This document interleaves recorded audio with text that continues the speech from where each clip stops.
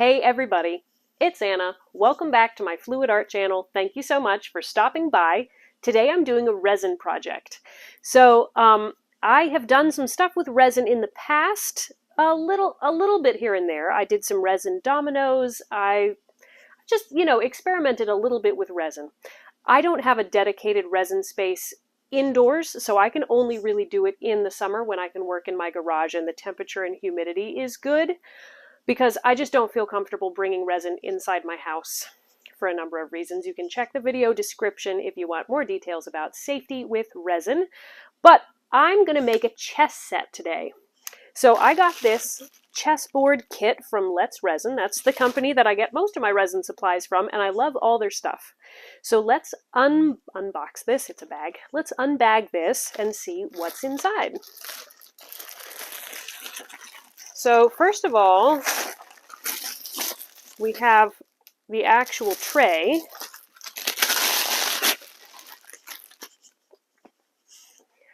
So it's a nice flexible silicone tray with all the squares, and it's got little grooves so that you can have different colors in the different squares, and I am planning on doing that today. So it's flexible. You want to make sure you have it on a nice flat surface when you're using it. And then these are the molds for the actual chess pieces, and there's enough for one set. So if you're going to do it, you'll have to do it twice, using them once for like the black pieces and one for the white pieces, or whatever color you want to make them. Those look cool. And then it also includes a little mold for making some checker pieces. So that's cool. And then what else is in here? There's a couple of bags. These are probably for storing. I don't know if these are for storing the finished chess pieces or if they're for storing the molds. I don't know. And then it comes with some mica powders in the pack. I'm not going to be using these ones because I've already picked out my colors based on the theme that I want to do.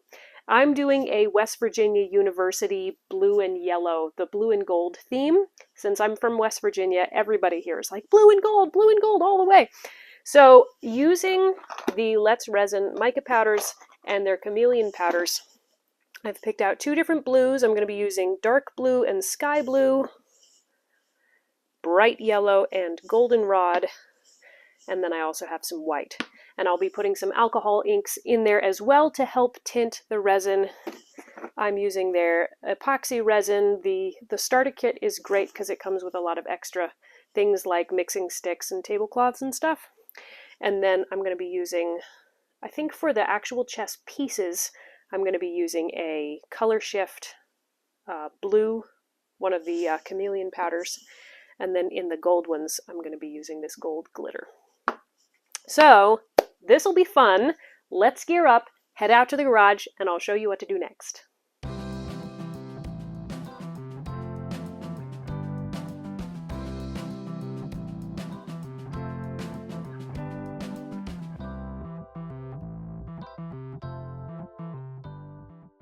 Okay, so a very important note before we start using resin. Please, please, please make sure that you are properly protected from the resin and the resin vapors. That means working in a well-ventilated space, and it means completely covering your skin with a Tyvek suit, nitrile gloves, and either a full-face respirator or sealed, non-vented goggles and a respirator with cartridges that filter organic vapors. Please do not risk your health for a craft, no matter how cool it is. All right, let's get to work. So I'm going to start out by mixing my epoxy resin, the part A and the part B. So make sure you measure very carefully because it's a 1-to-1 volume. So I've got about 4 ounces of one part and then 4 ounces of the other part. If you get the ratio wrong, your resin might not set up right. Then I'm using my Estoyo resin mixer. This thing is so cool. Whether it's the handheld one or the one that comes with a stand, it not only reduces the amount of bubbles drastically, but it takes so much of that strain off your hands and your wrists. You don't have to stand there stirring and stirring and stirring and stirring. Okay, so you'll notice that I'm mixing a second cup of resin at the same time. This was a mistake. It took too long for me to use up the first cup, and my second cup ended up setting up before I could even use it, so that was a bummer. But while I'm mixing the second cup, I'm getting this first cup ready. So I'm doing blue. I'm going to start by making my blue chess pieces. So I'm adding some blue alcohol ink and then this chameleon powder, color shifting blue powder, which is really cool. It's sort of blue to purple. So this is a beautiful sort of semi-transparent mixture, very glittery, should be great. All right, my second cup of resin is just about finished here. Notice how I'm scraping the sides and the bottom. And then you can just wipe off that paddle and it's good to go for another time. So now let's get these chess piece molds. So these are really cool. This being my first try, I'm experimenting using a pipette to fill it from the bottom to try to minimize air bubbles. And it did do a really good job of filling it without making air bubbles, but it also took a really long time to fill up the pipette each time. So it's not how I would choose to use it anymore. But notice what I'm doing, how I'm sort of squeezing that. What you want to make sure to do is that as you're filling it, that you squeeze the bottom of that mold to make sure you kind of burp out any air bubbles that are in there. Because air bubbles, you know, you don't only see them, but they can leave holes and gaps in your finished piece. So if you're using a resin that has a color, it's pretty easy to see when it's filling all the way up to the edges of the mold and where there's still pockets. But just make sure that you squeeze really thoroughly. And then you make sure that the bubbles that you're squeezing out, that they go all the way to the surface and pop. Otherwise, when you let go, they'll just be sucked right back down into the mold. So it is a bit of a learning process, but it is by no means an impossible task. So here I am just pouring to fill up the rest of it. And see how I'm kind of squeezing there? That's just to check to see if there's any bubbles. If there's bubbles down deep, they'll sort of rise to the surface and pop gently, and then you just release gently to let the resin flow back down in. And then fill them all the way up to the top to get a nice even bottom. So let's jump forward and fill the rest of these chess pieces because I decided that the pipette was too much work. It was taking too long. First though, I have to make some more blue resin because my little cup was not large enough for all of it, so I'm adding the same mica pigment and ink and making some resin that looks the same. So for these ones, I'm just pouring the resin into the molds instead of using the pipette. I fill it about halfway full and then squeeze to get out those air bubbles. Carefully make sure that the bubbles rise to the surface and pop, and then let them gently back down. And this way is much faster, and it works just as well as the pipette. So now that the chess pieces are done, it's time to start filling the checker pieces mold. Now, in the process of filling this was when my resin started getting thick, like from pouring easily to, wow, this is getting really quite thick, which meant it was really holding on to air bubbles and caused some problems. Now I'm using the pipette to remove where I poured in a little bit too much at a time, and you can see at the end of the video what these pieces look like with the air bubbles. But now it's time for me to make some white resin for my chessboard. So I'm using white alcohol ink, I'm using white mica powder, and it makes this beautiful pearly color. And unfortunately, this is where my resin started setting up. I was getting it mixed. I had just gotten to the point where I was like, perfect, lovely, white resin. Okay, this looks great. Get the chessboard mold in place. And then I was going to pour every other square in white. And again, as I'm starting to pour, I'm realizing, wow, this is starting to come out a little bit thick. I didn't actually notice it as I was pouring it, but when I started spreading it around with a stick, that's when I noticed, this is too thick. This is not going to work. Do you see how gummy that looks? It's not flowing like water. So I spread a few squares and I quickly realized there is no way I can get all of these squares done in time. And I just stopped. I said, all right, I'm done for the day. So the blue pieces, that's what I got done that day. And it's too bad that I wasted all that resin, and it's a lesson learned, and hopefully I will not make that mistake again. All right, let's go to the next day where I demold these pieces. So let's start with the checker pieces. So you can see the bubbles that are still on the surface. They pop right out of the mold very, very easily, so that is not a problem. The mold is great. Whoops. So yeah, the pieces look good, except that I poured them when the resin was too thick. If I can do it with thinner resin, they will turn out better next time. Okay, on to the chess piece molds. These ones are a little tricky. You just sort of peel it back. Try not to yank on the piece itself. Instead, try to push it from inside. Sort of push the head out. You can pull on it gently. See, I'm trying to figure out the process for the first time because I really don't want to break it. But yeah, see, look how pretty that is. So yeah, you peel it back. Also, these gloves are really unwieldy.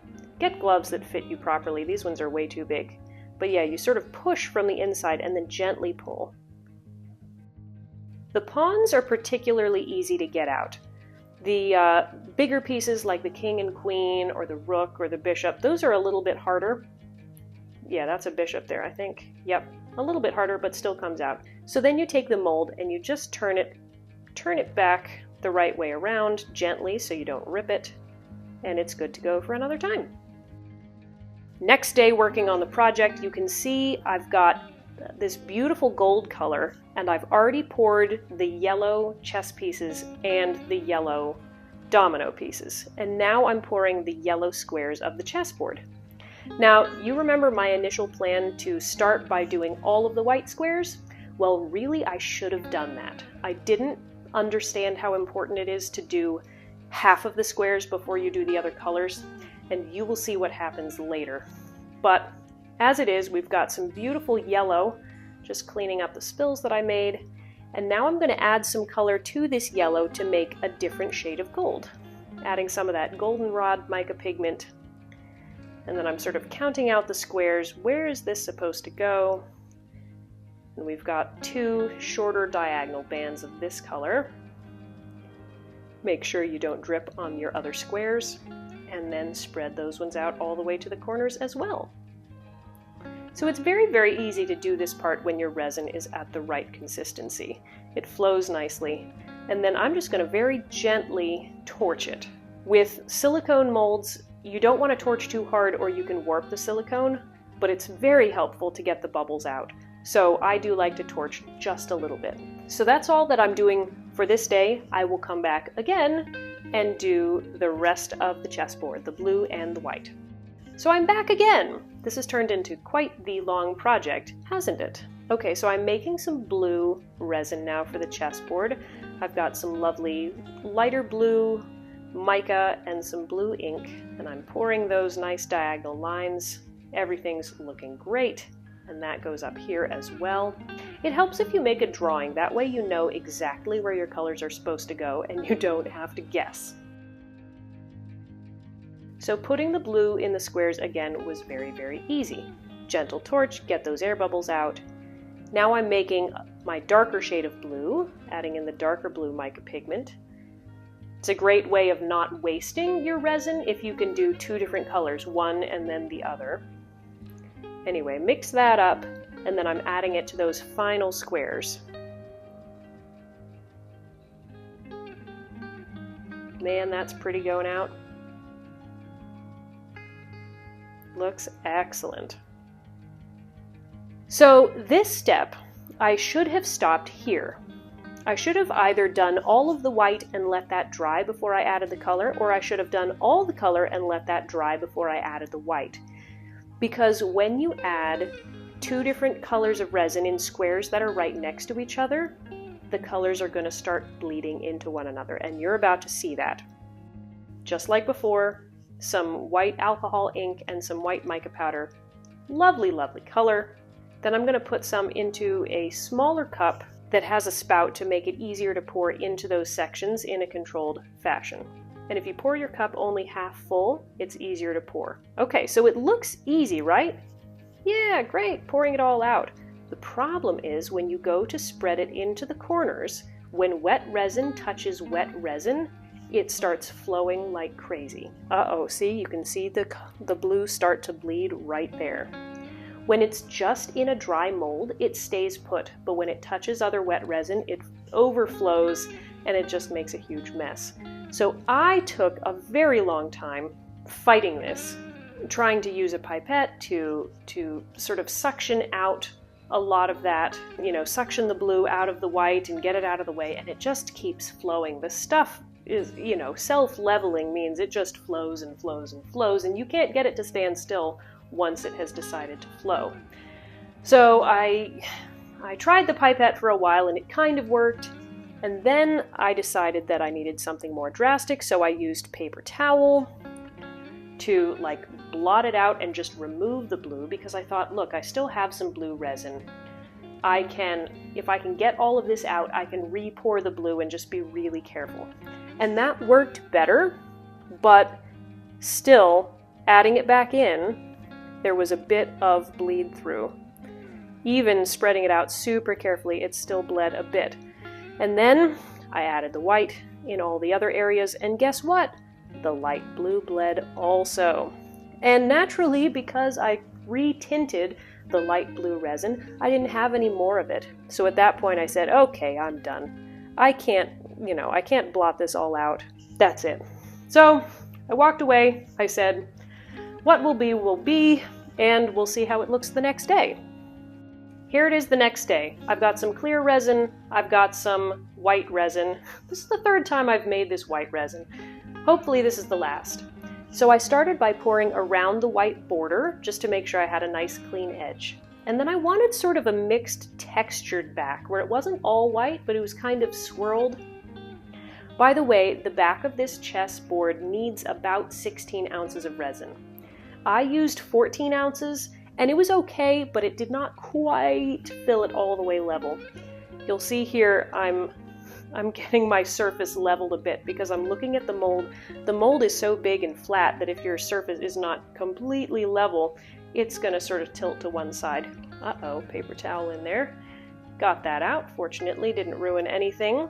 Okay, so I got it leveled enough that I was able to add the rest of the resin that I had mixed. And 14 ounces was enough to fill it, but not all the way flush with the top. So there's going to be a little bit of a concave edge there. So now I'm swirling it around just to make it look really fun. And yeah, a little bit more torch, get all those air bubbles out of there. This was the layer that actually went really easily. Whew! Alright, it's time to cover this so that bugs and dust don't land in it while it is drying, and I will be back to show it to you right after this. Okay, we're back in the studio. It's been 3 days since I finished this chessboard. Whew, and you saw what a trying process that was, and I'm very nervous to unmold it for you. First though, let me talk a little bit about the pieces. The chess pieces went really, really well. I was quite nervous, because the molds are such a strange shape, and how do you get it so that there's no bubbles? But it actually worked really well. These pieces turned out just about perfect. I only had one that broke. In my first set, I must have had a large air bubble right here in the neck of this blue pawn, because when I pulled it out, there was a large hollow space. So I made two more, one to be a replacement and one to be a backup, and they turned out perfectly. So that was my only piece that broke coming out of the mold, so I'm very, very happy with that. A couple of the rooks, it was a little bit hard. I didn't quite get all the air bubbles out of the top of the castle section, but I did much better with the yellow ones because I knew that was a problem area, so I was able to get that much cleaner. Oh my goodness, the kings and queens, those are the hardest ones to demold because they have all of these things that stick out. It's like a wrestling match because you don't want to break your chess piece as you're pulling it out of the silicone mold, but you also don't want to rip the mold. So that is tricky, but again, it was easier with the yellow set than the blue set. I think I just had more experience. So I'm super happy with these pieces. They're just transparent enough, but then they're shimmery. I like that I've got sort of the color shift here on the blue ones and then the larger glitter.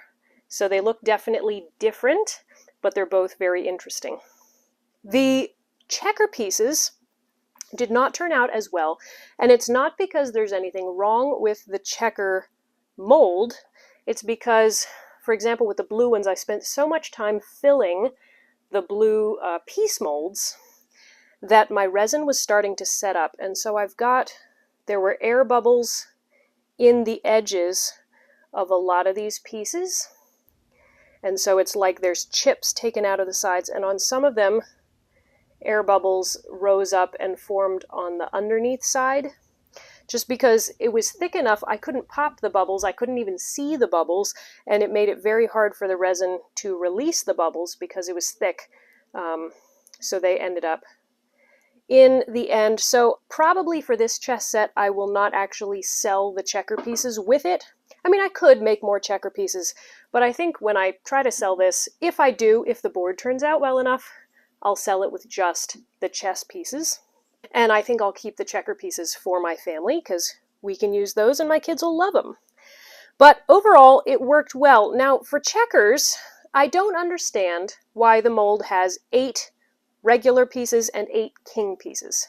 That to me doesn't make sense because when you play checkers, it's 3 rows of 4, right? For each person.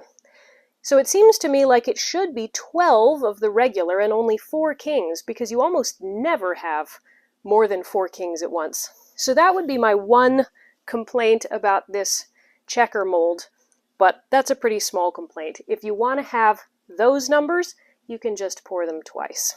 Okay, time for the big reveal. Let's take this chessboard out. Now you'll see when I poured it, I did a lot of swirling. A lot of that swirling has disappeared. I don't have tons of experience with resin. I don't know if it's the ink that I used or what. It's settled. It's still very pretty. It's shimmery. So it's neat. But let's unmold this. I love these silicone molds because they just peel back perfectly. Okay. Loosening it up. Let's turn it this way.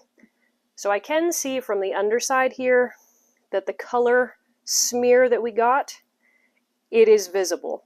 I don't know how bad it's going to look, so let's peel this up and see.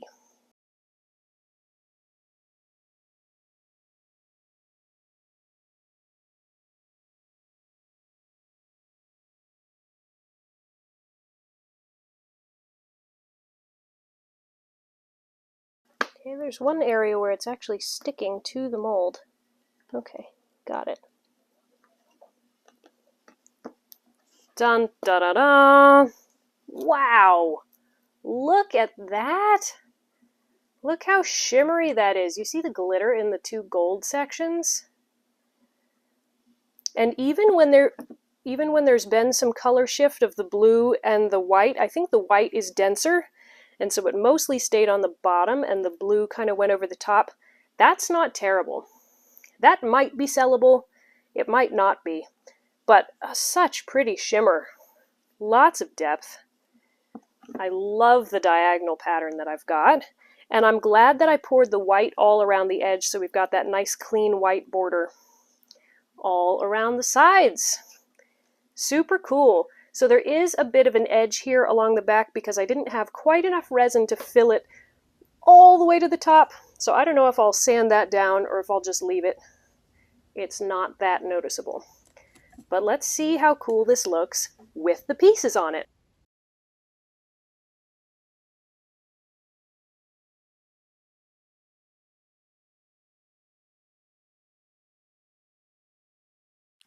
How cool is that? This is a really, really neat, themed, colorful, very beachy vibe, or definitely the blue and gold colors that I was going with. I love it. I love it, love it. If you would like to try using this chess mold, it was pretty easy to use. Actually, it was very easy to use if you follow the tips that I have shared through this video, and if you don't make the same mistakes that I made. Yeah, no, lots of fun. I love it. All of the links for the materials that I used will be down in the video description box. Thank you guys so much for joining me for this resin tutorial. I hope it inspired you to try something new. Remember to stay safe with all of your epoxy resin projects. Don't risk your health on your art. Thank you so much for joining. I will see you in the next video. Bye guys!